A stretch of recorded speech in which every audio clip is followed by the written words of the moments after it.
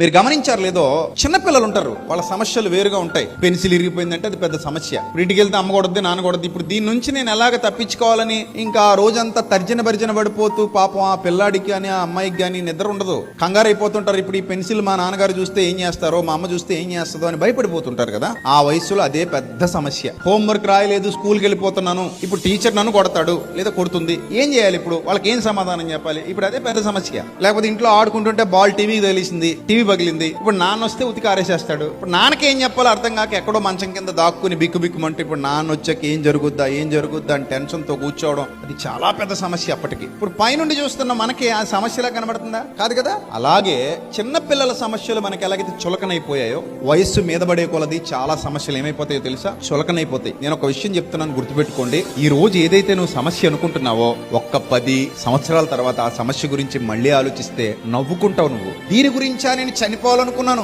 దీని గురించా నేను ఇంత ఏడ్చాను, ఇంత కన్నీరు గార్చాను, ఏంటి ఇంత చిన్న సమస్య గురించా నేను ఇంత గాబరా పడిపోయాను, ఇంత కంగారైపోయాను, ఇప్పుడు దాని గురించి ఆలోచిస్తుంటే నేను పైకి వచ్చేసాను, అదేమో ఎక్కడో కింద ఉండిపోయింది. దాని ఇప్పుడు పైనుండి నేను చూస్తుంటే నాకు ఎలా కనబడుతుంది అంటే అది చాలా చిన్నదైపోయింది. దేవుడు అంత చిన్నదిగా దాన్ని చేసేసాడు. కాలం గడిచే కొలది నీ సమస్యలన్నీ అలాగే చిన్నవైపోతాయి. భయపడొద్దు.